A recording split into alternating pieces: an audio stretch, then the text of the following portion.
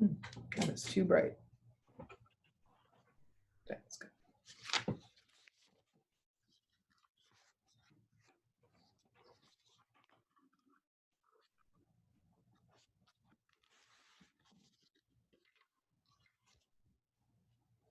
Hi, Stephanie. Oh, Hello. how are you? Hanging in there. How are Yeah. you? Hanging in there. Hanging in there. I love your hair. Looks great. Thank I love it. you.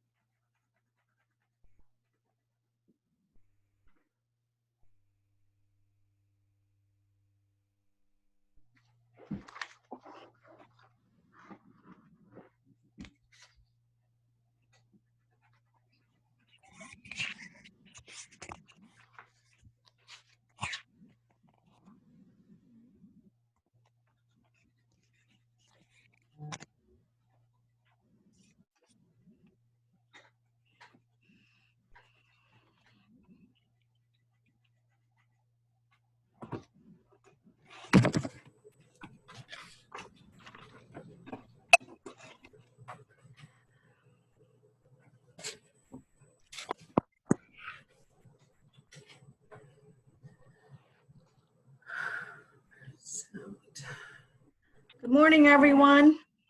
Good morning. Good morning. Good morning. Good morning. Morning. Good morning. Morning.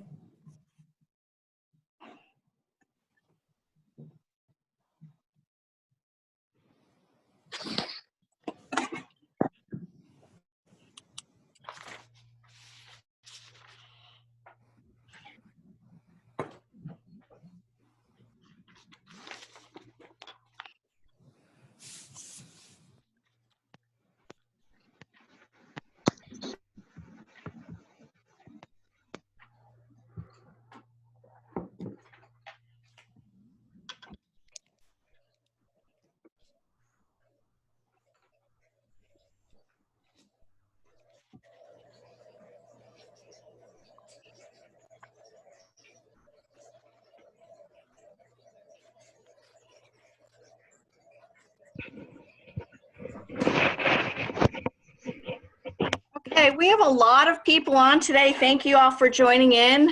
We're going to get started in just a minute.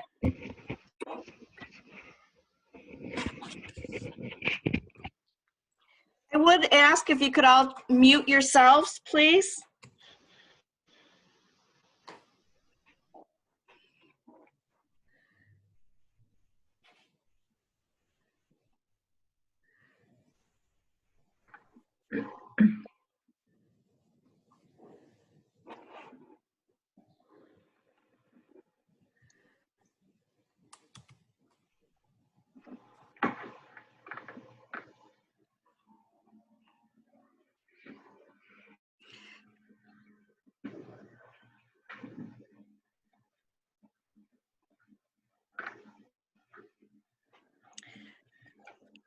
right, good morning, everyone. Thank you all for joining us today. This is a session with Stephanie Cole Adams from the Law Office of Stephanie Cole Adams, and she's our Ask the Lawyer. And she is I've sent her all these questions, and here's all the questions I sent her. There's quite a bit. There's 18 questions total. I'm sure there's some duplication there. I'll leave that up to Stephanie to sort out. So Stephanie, how would you like to proceed with this? Well, good morning, everybody. So two things, Cheryl, I had a chance to go through the questions, so I've organized them, a little bit where there was some overlap. I imagine we'll have some questions or good points that arise if people want to put that in the chat. And then Cheryl, if you can kind of monitor the chat and feel free to interrupt me, right? If I'm going off in a direction and someone has pointed out that they need a point of clarification. Does that work? Yep. Good. All right. And then full disclosure, everybody, I'm sure you're all in a situation that you can empathize with. My 5-year-old is next to me doing her homework. So, oh, she wants to say hi. Here, you go ahead, Molly. No, you don't? Okay, good. So, we're all dealing with that. And I guess I'll just refrain from all the swearing I usually do when I present. So, just kidding. So I wanted to say these are incredibly thoughtful questions that have come in. It shows that the libraries are really thinking long-term and about compliance. So Brian, I think the questions are maybe up in Cheryl, do you have the questions posted? Yep, you should be seeing the questions. Do you see them? Yep, I think Okay. Brian just had a question on that. So, and I'm going to go over them. So, and I will send out this sheet. I'll send out the sheet to everyone via the listserv. Okay. And I think we're also being recorded as well. Yes, we are. So we'll have that to refer to. And on that note, I want to say a lot of the answers you're going to hear, I'm not quite punting, but I'm on a committee with the Bar Association who's working with the courts and the legal systems and the agencies on this. And as you probably know, information is just in an incredible state of flux right now. So I'm going to follow my rule of when I don't know an answer, you're just going to hear from me, I don't know. And here's our best way to be ready when further information comes out. And I'm going to have some suggested rubrics and guidance for your boards for how to approach that in a state of, in an orderly state rather than in a reactive state of crisis. So with that, first one was regarding the open meetings law, right? And so if you take a look at that first question, some interpret the need, that need for a transcription of your meetings for a word count or the need to hire a transcription service. Guidance on how to answer our trustees on the transcription question would be helpful. So of course, this refers to my Ask the Lawyer answer about the changes to the open meetings law, which do allow your trustees a little bit more flexibility in how they're meeting, and in keeping with the social distancing that we are all trying to do, means that the public meeting attendance requirement is out, right?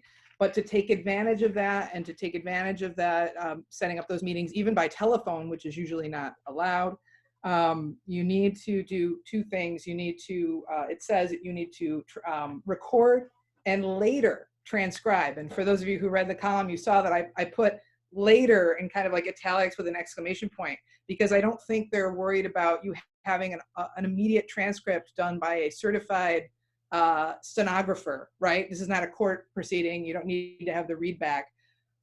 My suggestion on this is, and you'll hear a lot of this, we're going to try and follow the spirit of the law. The spirit of the law is transparency and access. So to me, this means you record the meeting to the extent that you have and you make sure that everybody has the ability to hear it while it's going on, either hear or see, right, within your technological capabilities. And then later on, that recording does need to be transcribed in some way. Frankly, we're going to dovetail later into some questions about, no, you need to sit down. We need to dovetail into some questions about, no, just draw your picture. We need to dovetail into some questions about what can staff be doing if they're being paid, if you're continuing their pay. One of my first jobs at a library at the Hampshire College Library was transcribing tapes. So that might be good. Or for those of you who are familiar with some transcription software out there, I don't think this has to be perfect, right? And there's certainly no legal requirement for that transcription. So my advice right now is to emphasize to the trustees, to emphasize it says later transcribed, and to not worry about that right now. And you can find a way to do that that's consistent with the rest of your response and your business arrangements and your budgets, because there are different costs for transcription. And who knows, you know, later on that might be even a volunteer task that you have someone take on.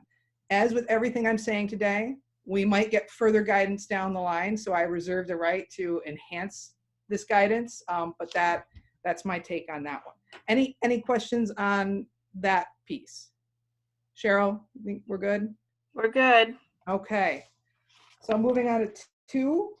One of the big questions I am getting is for public libraries classified as political subdivisions. Does the work from home mandate in the executive order apply to them? So this is indeed a huge question. No, do you need to? No. Yes. So this is a huge question. And I have to admit, there's no solid answer out there right now. I have gone through the comptroller guidance. I've got it here in front of me. My take during this, and the take I am hearing, and even what I'm seeing in the changing guidance that's coming out, is to err on the side of being more restrictive. Join the meeting. That is my take. That is how we manage risk. Now, that's an easy thing for me to say. Many of you out there are having to apply this while also considering your bylaws, your own emergency closure policies, and really critically collective bargaining agreements. Some of your collective bargaining agreements are going to have definitions of what is considered an emergency closure in the first place. So for anyone who, I'd invite some either input or maybe input after the fact, and I can get something out that's updated. Join the meeting. If any group or director is facing tension from boards or authorities who are insisting that, and I'm not talking about community college libraries right now. That's a whole other, that's in another area. But for your, your public libraries, my suggestion would be that you view this on the err on the side of caution, because of course school districts are exempted from this this executive order, but on the other hand, they were ordered closed. So my sense is the 100% workforce reduction order does apply. That is what I would be telling anyone until we get guidance differently. And of course, that is what Empire State Development is there for. Empire State Development has been issuing guidance, right? So for those of you who are, on the computer, right, maybe just listening, if you Google, New York Empire State Development, right, you get to the guidance that is coming out with regard to the essential employee or in the essential functions. That guidance was just updated on the 27th. That's going to play into one of our other questions. One of the other questions has to do with what was in the original Empire State Development guidance, which was an exception for businesses with one employee or occupant. If you take a careful look, I of course screenshot everything. So I have screenshots of the old and copies of the old version of this guidance, and now I've got the 27th guidance. In the 27th guidance, the exception for single occupant / single employee has been removed. And they've removed it as if it was never there. And my suspicion is that it never should have been there in the first place. That's my professional conclusion. I don't have that hot from the governor's office. Actually, when the original guidance came out, I called the governor's office. I actually got someone. They picked up the phone after 2 rings. It was crazy. And I said, are you serious about this single employee occupant exception, which by the way is different than the exception for one employee coming in to do one temporary task like check the mail? That's different, okay? This was language that said you could have a single owner occupant like me in my law office to just be there and not even subject to a closure requirement. And I said, I've got people interpreting that this means that you can have one employee there at all times, kind of just keeping things running. The person I reached said, no, that's definitely not what we meant. And I said, then you need to fix this because that's most certainly how it's being interpreted. Again, I haven't gotten, and then I followed up with a written question, which went to Empire State Development. Empire State Development hasn't sent me a nice letter saying, Stephanie Cole Adams, you were totally right. Oops. But like I said, if you take a look at the new 27th guidance from the 27th, they've removed that exemption, the single employee occupant exemption. So why am I lingering on this? Because right now, as far as I know, and the situation is changing rapidly, so anyone who has updated intelligence on this from New York State Library Development or anything like that, please feed it to me. But from what I'm seeing, I would say that libraries, which are separate, not-for-profit corporations, although sometimes they do qualify as municipalities, as the comptroller likes to say, in this case, I would say that they're subject to that requirement. But your unions, this is one that there can be no blanket pronouncement on because your unions, your civil service folks are going to have different takes on this, and that's where we're going to run into trouble. So that is my thinking on that one. Stephanie, I have a from Wanda. This is in reference to the first question. Mm-hmm. What about recording? Currently, we have an employee who takes notes at our board meeting. Does this count as recording? Hi, Wanda. That's a good refinement. Thank you. My interpretation of this guidance is that because it is meant to present an alternate procedure, is that it really is meant to be recorded. And by that, I mean either video or audio recording suitable for later transcription. Now, one of the things I believe the emergency order didn't contemplate was how do we handle executive session? My take on that, again, working in the spirit of the law, is that once your board votes to go into executive session, having recited the appropriate factor to go into executive session because of, is that you either stop the recording or you find some way to differentiate that piece of the recording, because most certainly you would not want to release that portion in your later transcript or in your recording, right? So the person who is monitoring your recording needs to have some sensitivity. You got to give them the high sign, or you even include in the text of your resolution to go into executive session. Ready? Be it so moved, we will go into executive session for purposes of discussing whatever it is, personnel matter, and be it further moved that for the duration of the executive session, we will suspend the recording and take notes as we typically do.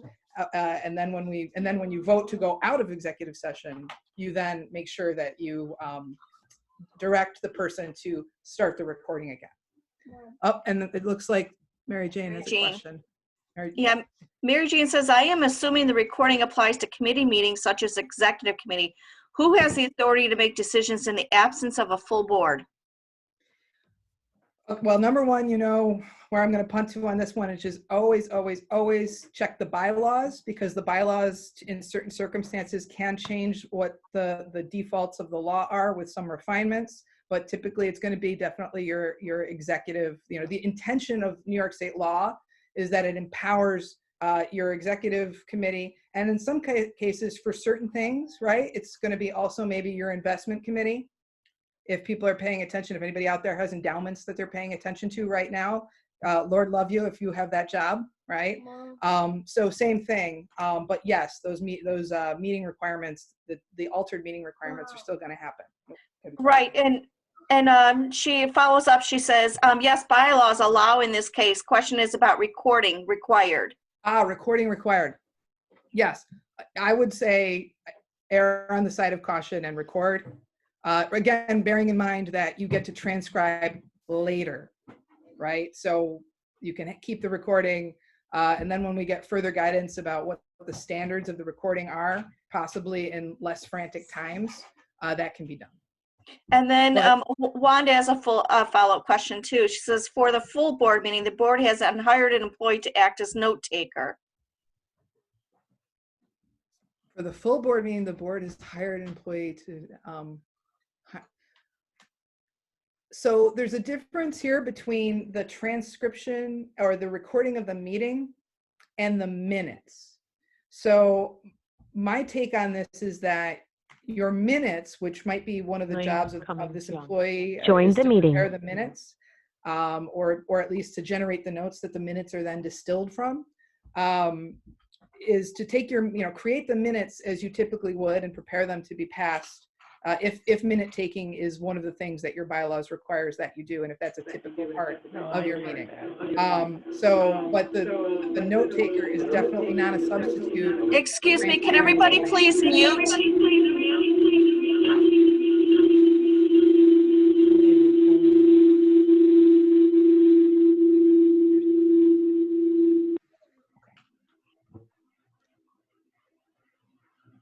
Okay, how's that? Better? Crickets, it's good. I'm sorry, Stephanie, that I think we lost a little bit of what you said at the end there because of that. Sure. So just the distinction between the minutes, if your board typically keeps minutes, just have them keep the minutes and take the notes as usual. The recording is a new add-on that is really to replace the ability of the public to attend the meeting in person. And it's so they really, my take on this is it's so that the public can see the nuances and hear the discussion that the board engages in versus seeing your notes and minutes afterwards.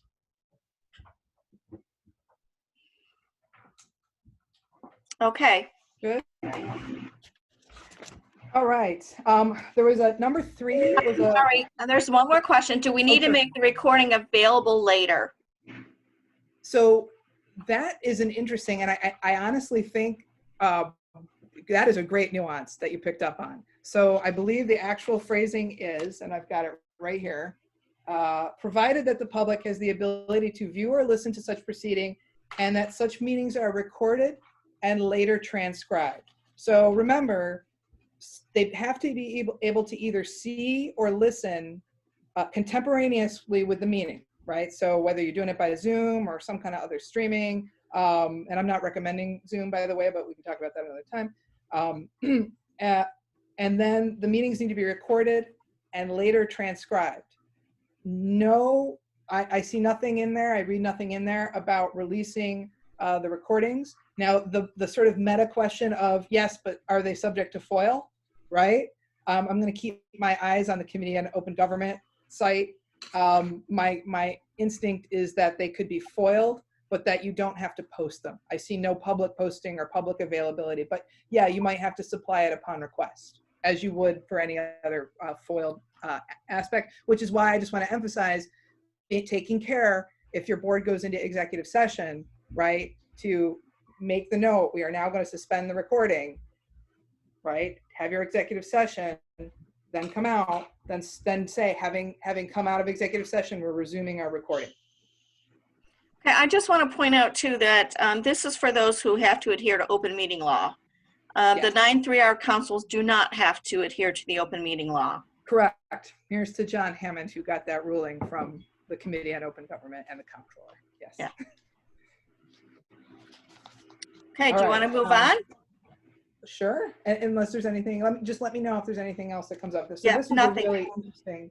Number 3 is interesting. I won't go through the whole scenario. It sounds very difficult, but basically having employees who are still trying to report to work if they are in a situation where you're open and functioning, and knowing that they've been exposed in some way. So again, these are early days, but one of the things I jumped onto the OSHA. Okay, so OSHA has some really good guidelines for pandemic response in general. So for those of you who are looking for places to find sort of, we all try to avoid, best practices nowadays, but for looking for some good general guidance, OSHA has some good guidance. And when I was at the university in-house, I was on the pandemic response team during the H1N1, and we were mandated by law to have a pandemic response plan. And OSHA's guidance in this strikes me as spot on. I'm going to send that to Cheryl to send out to you. But essentially having a policy that requires employees who may have been exposed to report, and then saying, you know, for the benefit of our organization, for our library, you know, we're going to, you're not going to report to work. Now, unfortunately, that's a difficult policy to put together on the fly, because it has to coordinate with your paid time off. You have to coordinate with your union. So this is one where you have to do the quick huddle. But in any event, what does this often come down to, right? Money. So to say to an employee, we know this is the case, we are going to be following the recommended OSHA guidelines, even though we don't have a policy. This is something that if you have a union, you know, you need to bring them along for the ride, because you're impacting your employees' terms of work. However, a lot of your union contracts are going to have reserve clauses for emergency situations. So keep that union contract next to you if that's something you're working with and you're dealing with a situation like this. But the default I would defer you to, if you don't have a pandemic response plan to guide you through this, is looking to those OSHA guidelines, because they really just give very clear, plain language. And like I said, I'll send the language out to Cheryl after this meeting. I annotated it to the questions in my document I'm using here. Does that hit it? So there's a place to go for that. There's a question from Adam. If this is the sick employee question, will the recording of this webinar be available? My internet just blipped out during number 3, and this is the question I submitted. Hi, Adam. In future time, yes, it's being recorded, and we will make sure you hear that. You know what? And I'll send that. I'll send that to him. Make that note. All right. Yes. All right. So let's see here. So number 4, have the adjustments to open meetings law been extended to April 19th, or will they expire on the 11th? Now, for all I know, so I checked in on this question just this morning to see if there's been an update to that particular duration of that particular executive order. I could not find it, but I am not perfect. I was actually talking to the president of the Erie County Bar Association the other day for, you know, just because she's galvanizing the legal community to lead this response while we're all not allowed to work at our offices and the courts are mostly shut down, which is fascinating. And she said she feels like one of those people that has, like, you know, the strings attached and, you know, the crazy serial killer wall, because she's trying to figure out and put all these pieces together.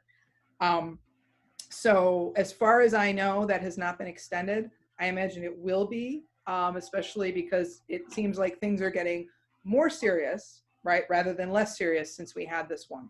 So I'll, anything that is on the Ask the Lawyer COVID-19 category on the Ask the Lawyer service, we're going to be trying to update those as quickly as possible, or at least put on corollaries so that that gets pushed out.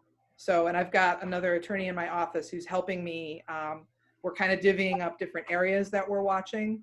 So we'll be doing that. So next one. Oh, yeah. So this is we have an array of questions about elections, budget votes. So, you know, has the state extended the time for petitions to be submitted to for library trustees running for election, or is that governed by each district?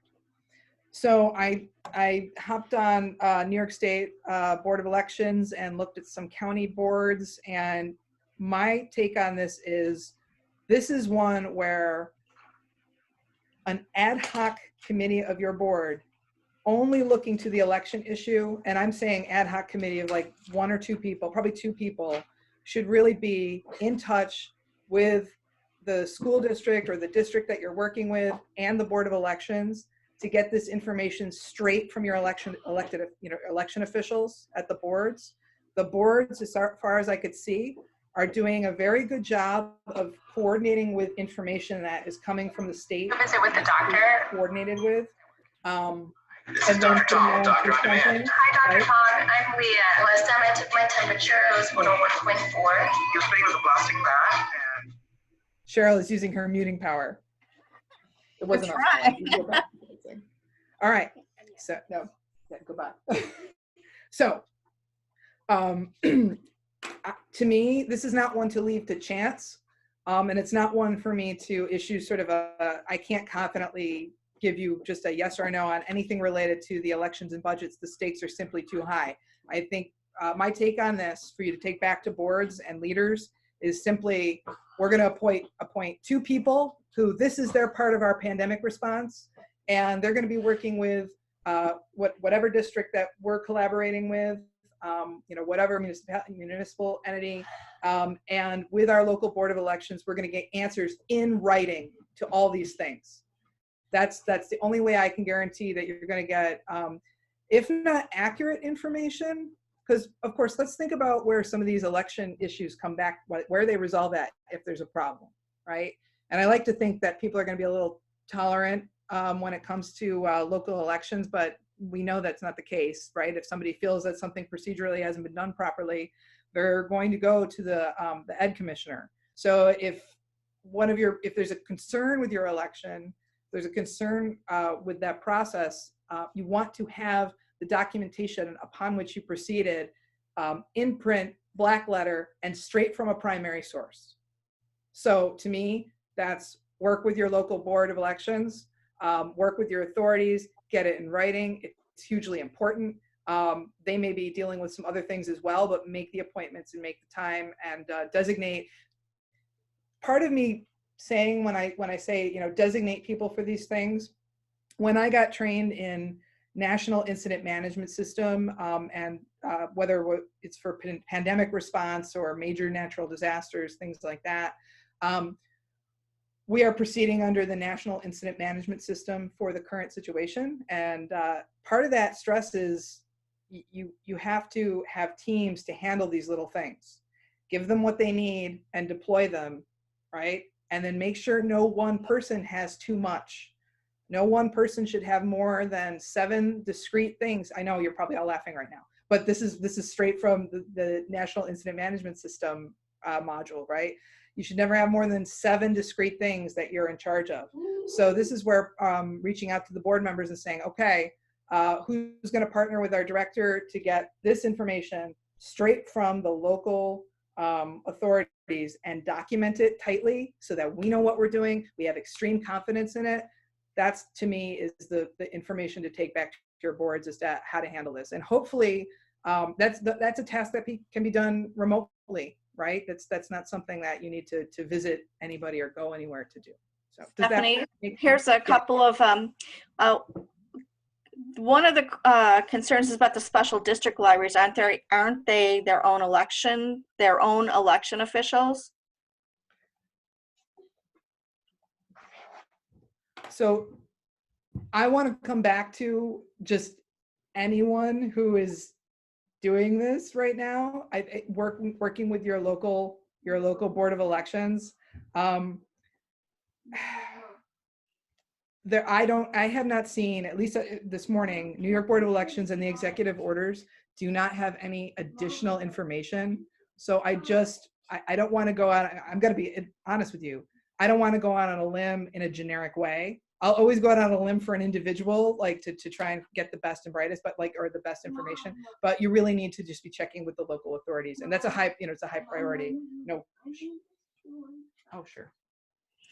Another follow-up question is can budget hearings be done via teleconference like board meetings? Can budget hearings be done via teleconference? I have a guess, but I don't guess. So that is one I will send a follow-up on. And I actually, yeah, I'm going to look that up. I will look into that. And if the answer is we don't have an answer yet, I had another client ask me about general questions about hearings. In general, hearings are just not happening right now because the whole idea is that, you must be heard. But I will follow up on that. Okay. All right. So, let's see. Interpretation of, okay, so. Well, this number 6 is our votes going ahead are being postponed for school budgets and library budgets. That was number 6. Yeah. They just posted a new schedule for the elections. This is another one where they have not given complete guidance yet on this. This is another one to reach out to the locals.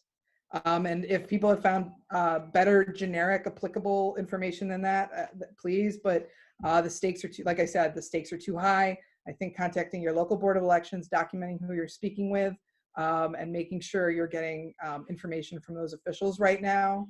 And again, that might change later today, next week. I'll be keeping an eye on it. And I'm sure, I imagine, no, I don't imagine. I'm sure New York State Library Development is as well. So we'll be getting more answers, but I don't have them right now. And I don't think, they might not exist. So. Stephanie, did you cover 7? Question 7?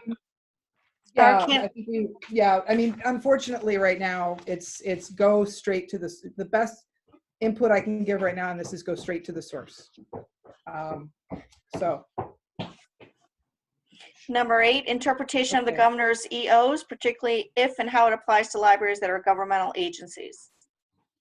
So, and that was actually the soliloquy I went into a little bit ago about my take on this is always interpret things in light of the safest possible interpretation.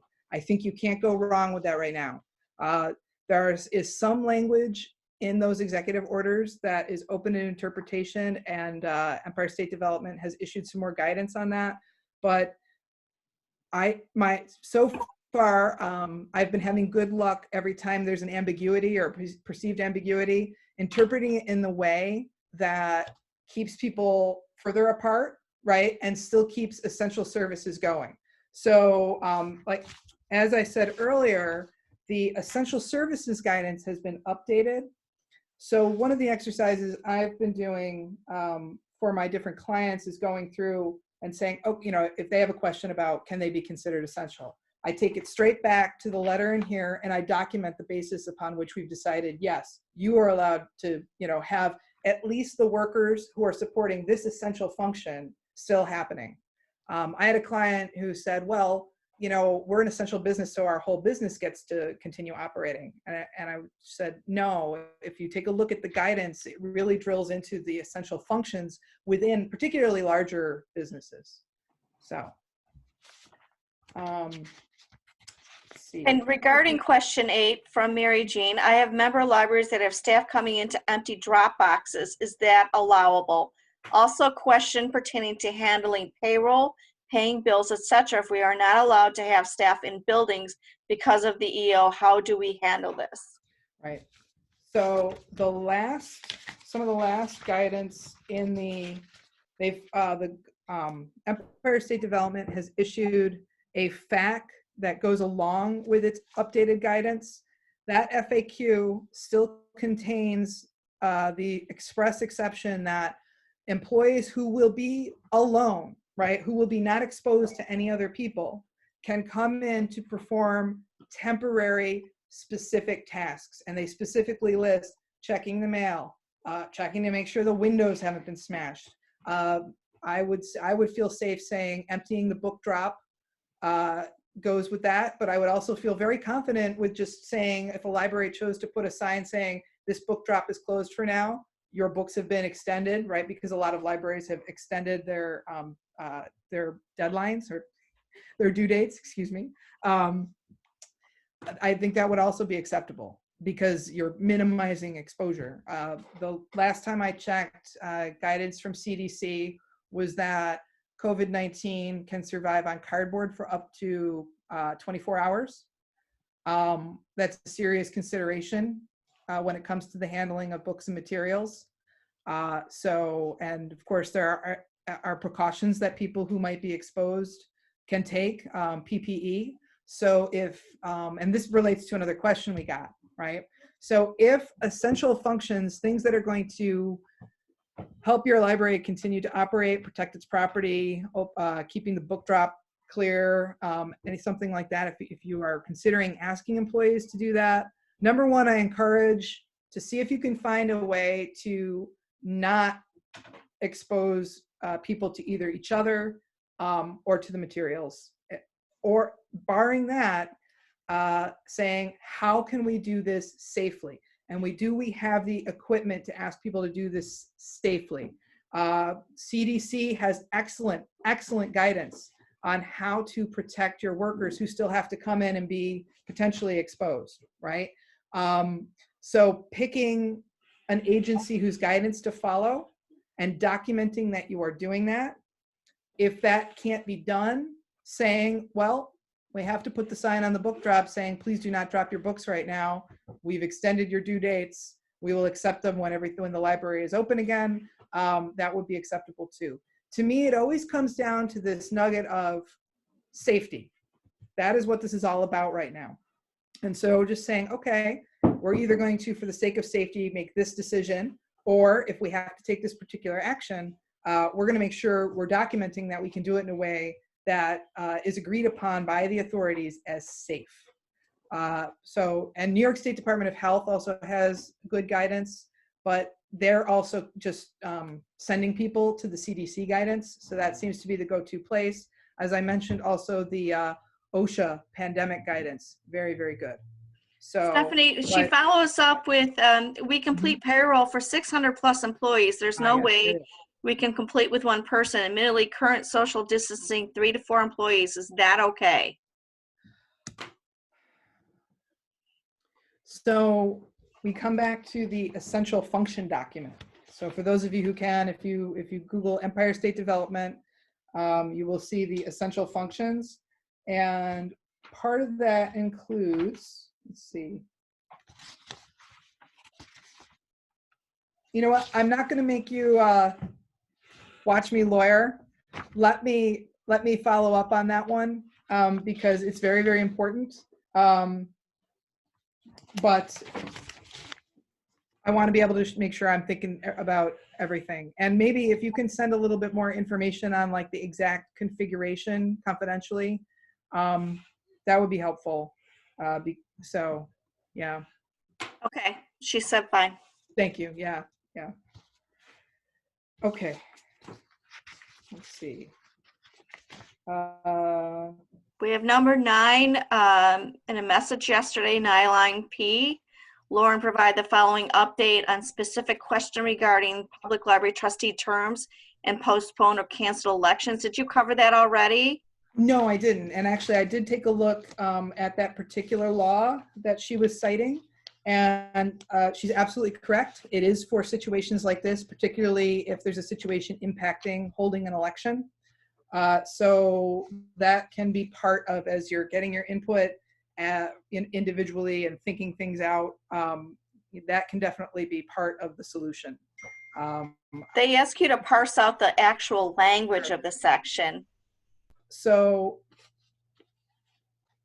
the actual language that is relevant is until his, but we'll let that slide for now, until his successor shall be chosen and qualified. And the case law I took a look at, it really does contemplate we couldn't have an election.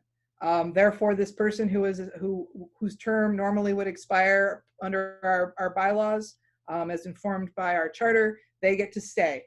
And the law also provides some specific guidance for, what does that mean once there is an election, and how does that, for counting things and things like that. So if people run into that situation, please reach out.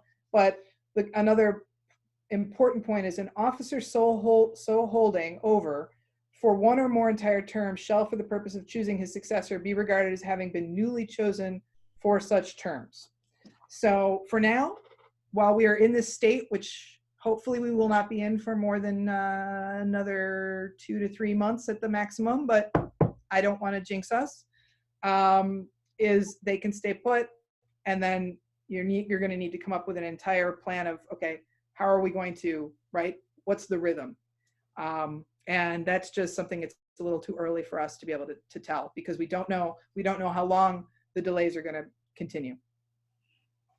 But for now, you get to keep your trustees. So go ahead, Cheryl. Until election can be held safely? Correct, and legally. Okay, in Cole's last communication, the challenge of exhibiting benefit to the taxpayer that a staff member will provide being paid during emergency closure or quarantine was mentioned. So, right, and this had to do with, is there a test or some type of rubric that can be used. And so I love a good rubric.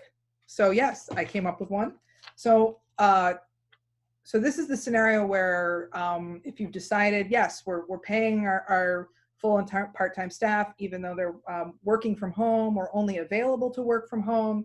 Maybe we don't have enough to work to give them quite yet. How do you generate documentation so that when we return to the new normal, or when we achieve the new normal, and so a community member challenges and says, well, were my tax dollars being used?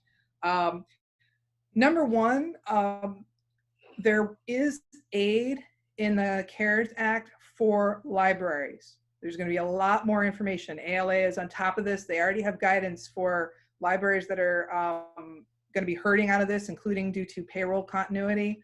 There's going to be aid. So that is something for us all to track and pay incredibly close attention to. That is one that I would suggest while you're asking for your board members to step onto ad hoc committees, or you can use your existing finance committee and say, the finance committee is going to be following all of the aid that is available as a result of the pandemic and the states of emergency, so the library can make the best decisions fiscally with regard to that aid. So that's just a piece that goes along with this. But when it comes to on an individual, on an employee by employee basis, there's some materials to gather. Virtually, of course, right? So, and I would suggest, the job descriptions for the employees, so the things they're typically doing, and your plan of service. And for each employee, review their job description and you identify the tasks that they can do remotely, or you take advantage of what is most likely in that job description, which is the duties as assigned clause, and you develop comparable tasks for them. So right now, my office receptionist is not receiving people at the office.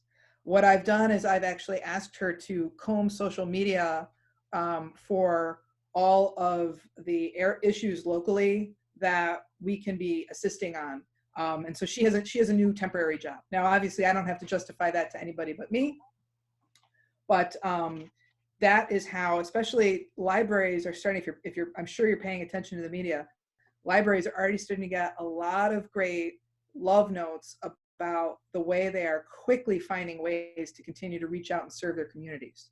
And so by tying the continuity of the payments to staff to those efforts, which of course don't bear fruit immediately, right? Some of those things, it takes a different kind of effort to set up to do an online program, but being able to show, yeah, we didn't have our library page putting away books anymore. We didn't have this clerk doing that. Here's what they were doing instead. And then tying those duties into your plan of service. So finding things in the plan of service, and this is gonna involve some creativity and ingenuity. You wanna make sure that the board has your back in this.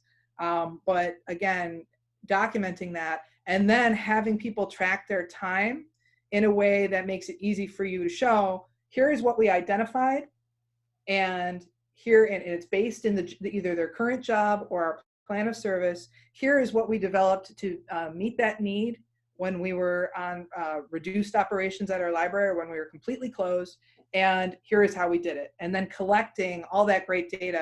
It's good that you all have the assessment skills that you do, because you'll be able to show, well, here's the reading that we did. Here's the online event we did. Here's the updates to the website that have been backburnered for 3 years that we now had this person do because, they were sitting, they had the time. So, and tracking that as part of your overall pandemic response. Another key reason to do that, and again, it's early days, is some of that, the aid that's available is going to be tied to pandemic response specific initiatives or impacts. And keeping this documentation running not only will help you make the case to your tax base and to your supporters and to your library friends and all those folks, but also may position you to easily fill out some of the aid that we know is coming down the pipeline. Again, early days, but having your employees tracking that data in a central way as soon as possible will only help you. Anything on that one?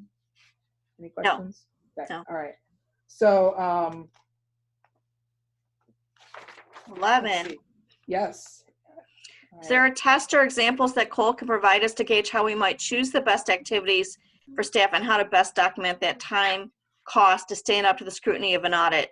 I'm not looking for a list of activities, but rather a checklist or rubric that can help us think about appropriate activities and documentation. Oh. Is this a follow-up to 10? Yeah, yeah, that was, I actually I combined those. Yeah, Okay.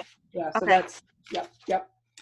All right, 12, if a library board asks the director and staff to clean books that are being returned to the library during the closure, did you cover this one? Well, I did, but this is so important, Gerald. I just want to emphasize it. So, and I want to dwell on the dynamic in the question. If a library board asks a director and staff, so this is a power dynamic question, to clean books that are being returned to the library during the closure that may put people at risk, is this a legal risk? So all risk is legal risk. This is what, so this comes back to that formula I said, which is all decisions are based on safety first. What are we doing that we can show accords with the safest practices?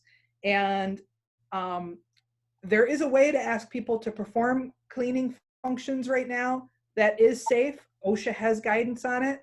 I refer you to that. And there's a way to be thoughtful and intentional. So when I read this question, I hear, a board member saying, well, why don't you clean the books? Well, do we want to clean the books or do we want to leave the books alone for 2 days? Right. And, you can get this information straight from CDC regarding how long COVID-19 remains active on different materials. I realize that not all books are covered in cardboard, right? And not all the things that are going to be returned are necessarily, or coming into your library, aren't necessarily books. So that information is out there. And so to me, the question isn't to a board, isn't, well, yes or no. It's great. Let me get you a proposal for how to do that safely. Okay. Everything should come back to safety right now. Safety, then mission. That to me is a good formula for making decisions that will defend you later, right? And keeping your documentation on all of that. And I have more OSHA guidance on that I'll send out, that I annotated these questions with. Okay, so next one was, let's see, Cheryl.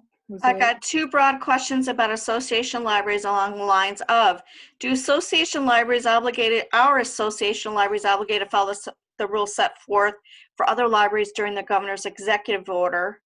And if association libraries are not obligated to follow the rules for public libraries, how do rules for association libraries differ? Well,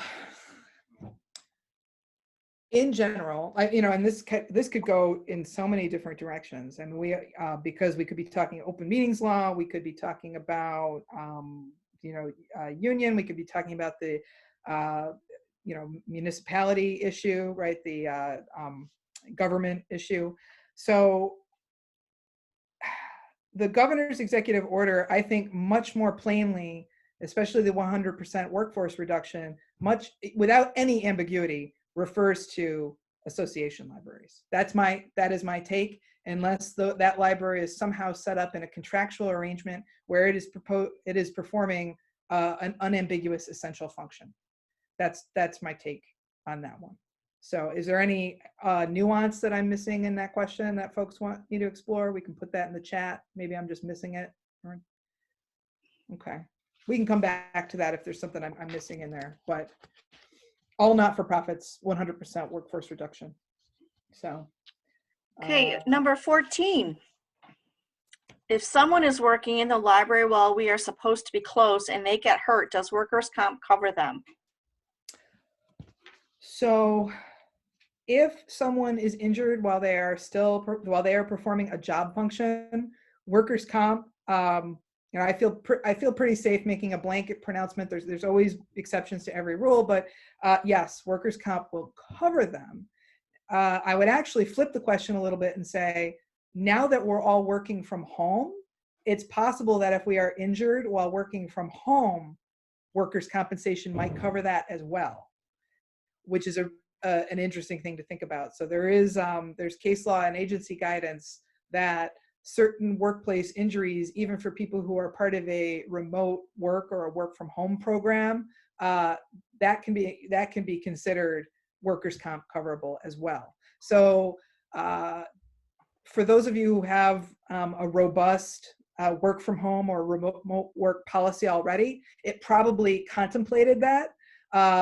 For those of you who are just saying, wait, what did she just say? Oh my goodness, I didn't know that. It's really important for you to confirm, especially for your hourly folks, when are they working, when are they not working, because that could be an issue. So having them just, and if they get injured, documenting it appropriately. So. I have a follow-up, Stephanie.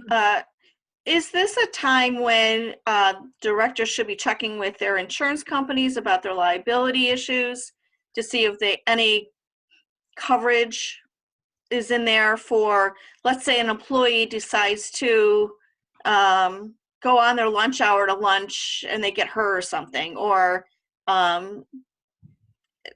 things that you would normally do at the office, now you're doing from home. How does that impact your liability coverage? Well, so workers' comp actually has some great guidelines. So New York State Workers' Compensation has some very good guidelines, and your carriers probably will too, for your work from home.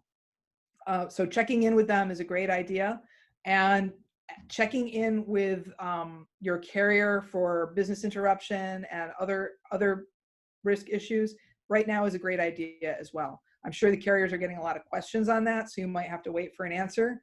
But it's another thing for one of your board members perhaps to take on, is to examine all of your library's insurance coverages and to assess any vulnerabilities or any resources they have at this time.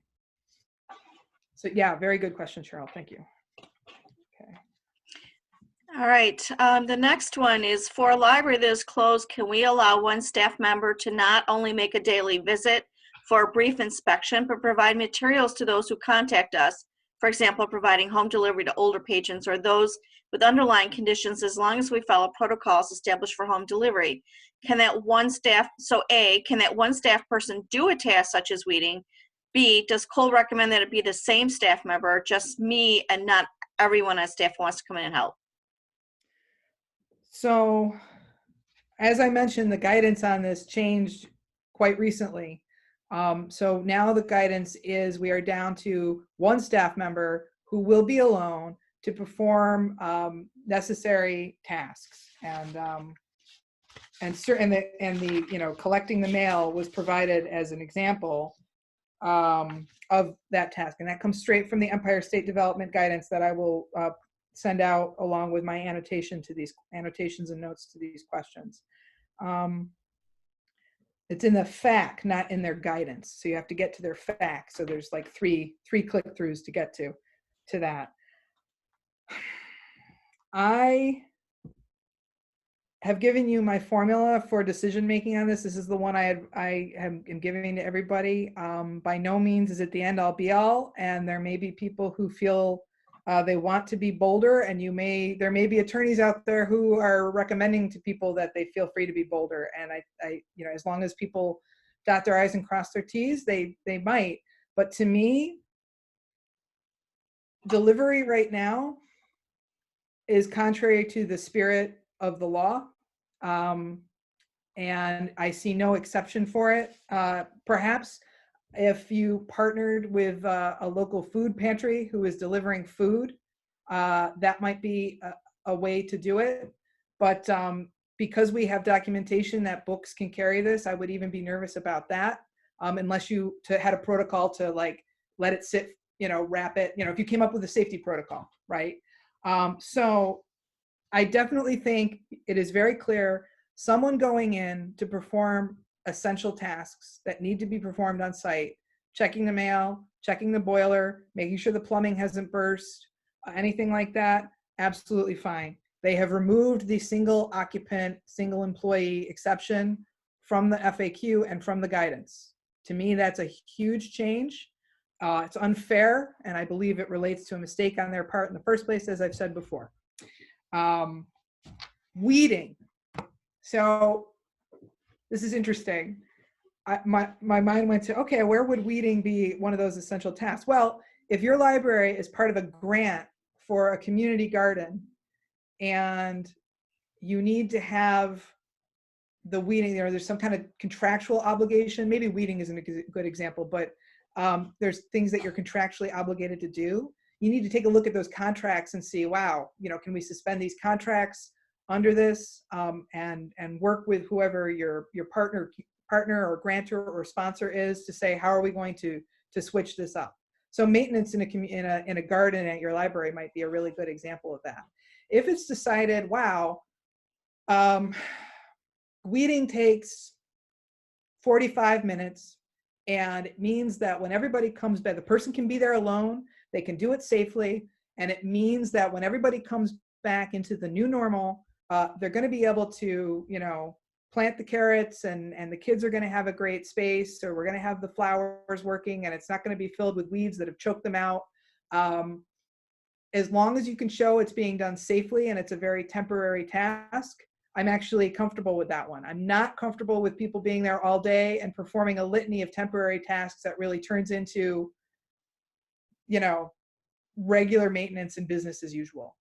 But having your board identify what are the ones that we really need to do this to maintain the property and our investments, and to check the mail, right? The mail is still happening. So mail to me, and it's one of the examples, is a good one. But I think just asking some really tough questions of, is this safe? Is this absolutely necessary? Is a great place to start. And I'm not comfortable with delivery unless there is a very robust CDC guidelines informed protocol for doing that.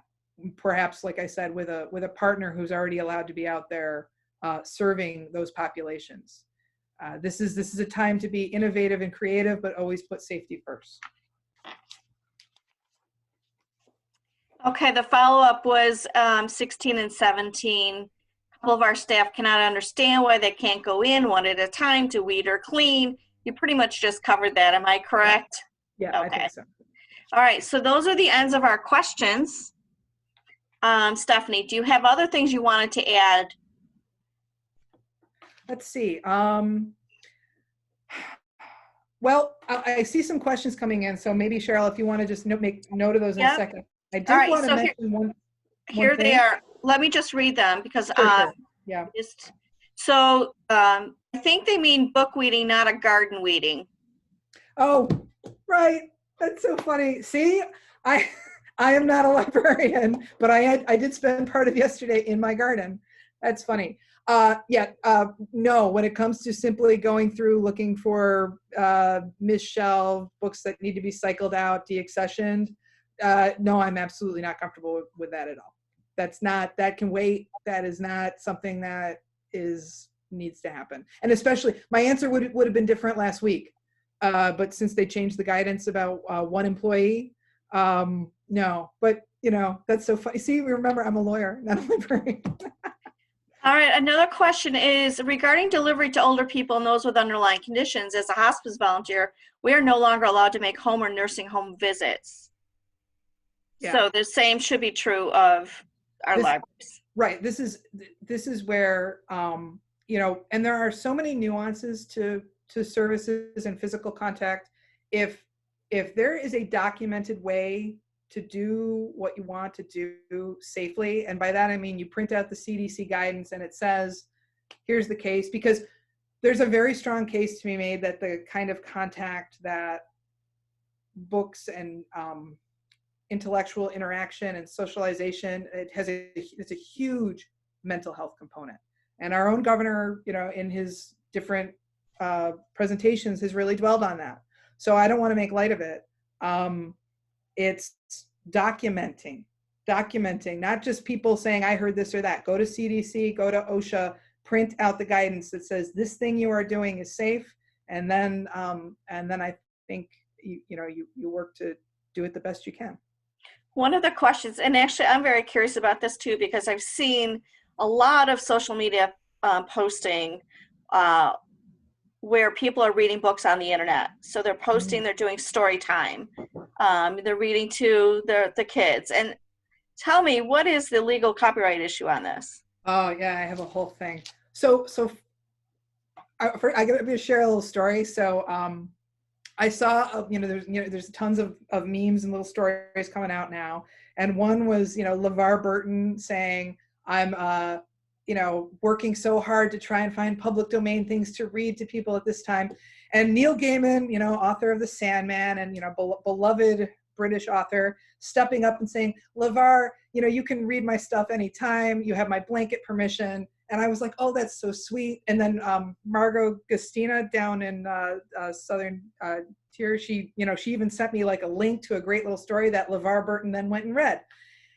And I was charmed by it. And then after I got done being charmed and everything, I was like, oh my gosh, LeVar Burton, for those of you who don't know, is involved in a gigantic copyright lawsuit with our very own WBFO public radio here in Buffalo, New York.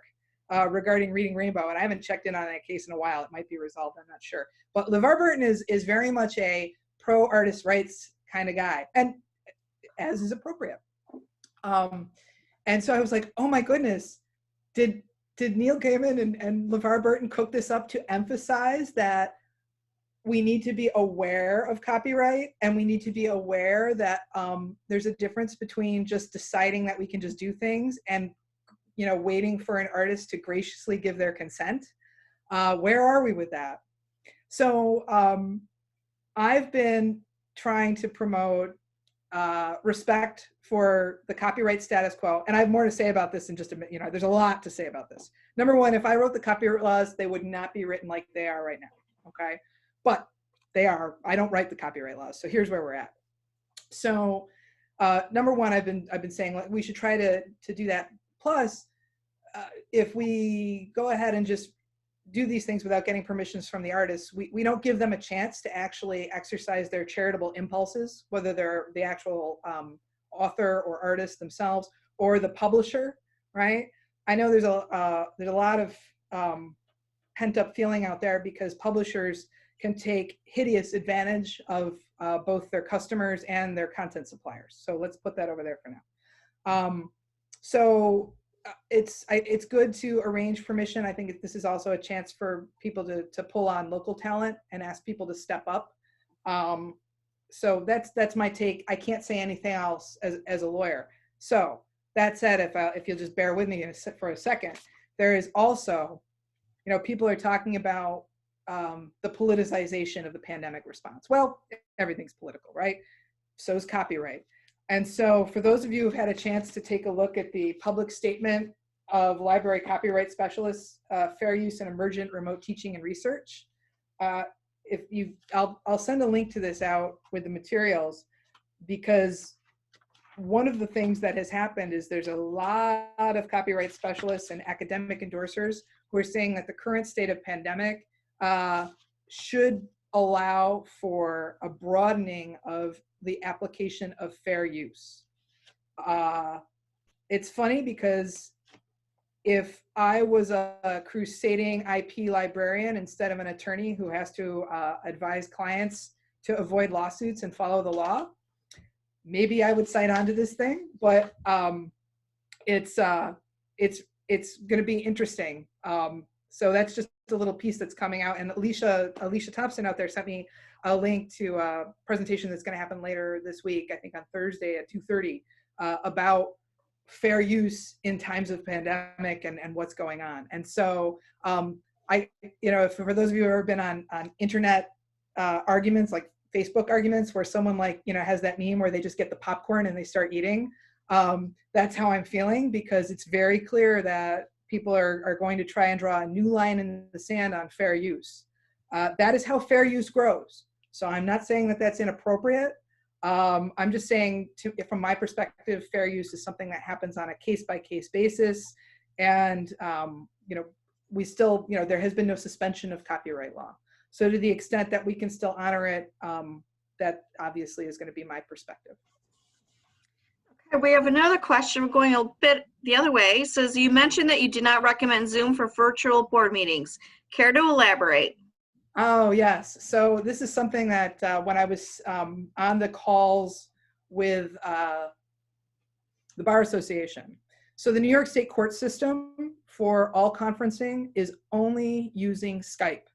That is because, and I have not verified this myself personally, but I was told it by the chief clerk of the 8th Judicial District, so I'm going to believe it. Skype is the only utility for conferencing that meets HIPAA requirements. So, and HIPAA is being used as a gold standard for maintaining confidentiality of information. So for a lot of so for my client meetings that are attorney-client privileged, which this one isn't obviously because we got a ton of people on here, I'm still just doing phone calls and some other things where I can be assured of the confidentiality. So you might see that if you run into some authorities where they say, no, we're meeting by Skype. That is not something that you have to do, but it's an emerging gold standard that I'm seeing from the courts. But library meetings are public, Sarah. Yes, yes. Going back to the last question regarding the public performance issues, is it true that some artists and authors do not always own the rights to their own works? Publishers often do. Yeah. So yes, that is absolutely true. And that's actually when I said before, like, if I wrote the copyright laws, so if I wrote the copyright laws, there would be a differentiation between people who are the actual artists who generate the work versus publishers who can often exploit the work to many people's disadvantage, including the creator as well as the society that's supposed to benefit from the work. That's just, you can read my paper, I wrote about it for law school, but nobody took me up on that. So yes, it's absolutely true that the artist who created something might not be in a position to even give permission for you to use their work. It's the same issue that's happening with ResearchGate, right? The professor who owns the academic article that was published, by like Sage or something like that, they might not even own their own article that they wrote. Thus, the permission they give people through ResearchGate to get a copy of it is not permission at all. Okay, we have another question. They keep going up. Is there a point at which libraries or systems will need to lay off staff? Many staff cannot work from home or have run out of work. How might libraries approach those questions? Yeah. So we're going to have an update out this week on our guidance for compensation continuity that came out a couple weeks ago. It feels like it came out months ago. The aid package has arrived, and we, like I said, I think you really need to designate every library and every not-for-profit should be designating a crack team, probably of no more than 2 to 3 people, who is paying attention to every nuance in light of how your specific institution chose to continue operations and continue compensation, and particularly what if you had obligations to do so. One of the things, I took a look at some of the collective bargaining agreements that are posted on the public employee website. So I was just looking at the different emergency compensation clauses that are in those union contracts. Some of them already had requirements to pay people through any declared emergency, because that had been what their collective bargaining unit secured for them. And it may be, as the aid package is being further developed and nuanced, that how you chose to continue paying people, or if you had to, or if you have to transition people to unemployment, there's going to be a lot of details on how to do that properly. We're going to be following up on that, but by no means, this is not one for generic information. This is one I strongly, strongly advise you designate a team who's on this. That team should be reaching out to their local bar association for maybe some pro bono guidance. I got to tell you, I've been very busy, but a lot of my fellow attorneys have not. Attorneys are non-essential right now. And big law firms have people who never learned how to use technology stuck at home now. Call your local bar association and ask for people who work in municipal law and employment law. and see if you can get referrals. A lot of those referral services will give you the first half an hour for $25. And if attorneys, you know, we all have to do pro bono, right? If an attorney can help you for pro bono, they might be happy to do it. So, and you know, I realize I'm talking to folks from different parts of the state. You know, your local bar association, every bar association is going to be responding differently. But this is one to find a ringer and someone who knows what they're doing, customized to your library. You might be able to find, like I said, an employment lawyer or a municipal law lawyer or benefits lawyer who this is their time to shine and help you. Okay, Still we put have. them on a retainer agreement. Sorry. Here's another question. Would you consider material deliveries same as mail? Have one person come in to open, unpack materials, delivered like the mail just piling up?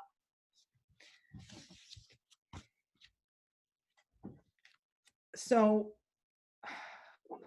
you have the deliveries coming in and you're making sure that they're getting unpacked in an orderly way. To me, that makes sense, to make sure you just don't come into just if nothing else, like a fire hazard or a tripping hazard.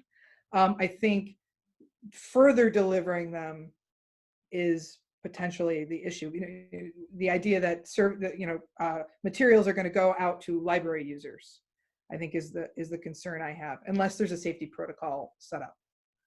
But yes, yeah, go ahead. So then there's the question. So library meetings are public, right? They are, yes. Yes, Sarah, yes. Yeah, and I'm sorry, I was right. Yes, absolutely there. Okay, so the next one is from Carolyn. New Executive Order 202.13. Any school board, library board, or village election scheduled to take place in April or May of 2020 is hereby postponed until at least June 1st, and subject to further directive as to the timing, location, or manner of voting for such elections. When did that come out? Carolyn, do you want to unmute and tell Stephanie? Yeah, hi. It looks like it dropped while we were on this call. Yeah, see what I'm saying? I swear to God, I was on there this morning and I screenshot and I printed out. This is what I mean. We've got to be, Carolyn, thank you so much, right? Yeah, sure. We have to be ready. News. We have to be monitoring and we have to be ready to be responsive. So in some places, putting together teams, this is amazing. But those of us can still, so those of us who do remote board meetings, which we are in our bylaws allow us to do these remotely, that does not impact us, does it? I'm going to take a quick look at what Caroline has referenced, and I'll put it in my, I'm going to, like I said, I keep saying, I'm going to send out my annotations to the materials and I'm going to include that, which means it might not go out until later tonight, tomorrow. We'll see how things go, but thank you so much. Okay. I have no more questions other than they really appreciate the session. So what other, did you want to say anything else? I want to say, I just am so appreciative of everything you are all doing. I want you to encourage you to keep challenging the response as it goes on with your missions in mind. And by that, I mean, even when there's things that the law is saying, finding ways to safely get your services to people is so critical. I think if you emphasize safety and your mission, there's nothing you can't do. And I just want to encourage you to really, really reach out to the attorneys in your locality. You can find that magic person, particularly with regard to compensation. So, not all attorneys practice like, intellectual property, and they might not all know the intricacies of how library world works, but they're going to know how to apply the rules and help you bring your institution out the best way possible. And you can explore having them do that pro bono. Now is the time, and you work with your bar association or maybe your local town attorney to find that right person to be on that ad hoc team on your board regarding pandemic response and recovery, the economic factors. All right, that's to me, I think that would be a way to take the stress off the directors who are trying to do everything else. This is, you look to your boards for that. And I'm going to try to put a lot of that thinking in any further Ask the Lawyer guidance, so that your board members are hearing that too, that this is their chance to step up, bring in a team member to help out, whether it's a lawyer or an HR specialist, someone who's willing to track all the aid to position you to really emerge from this as strong as possible. That's what I got. Thank you for, my daughter has calmed down now. She had a librarian-induced adrenaline rush at first, and I appreciate your patience and tolerance. Are there any last questions for Stephanie? We have a few minutes left in the call. It's overwhelming. You can unmute and actually just tell us in person.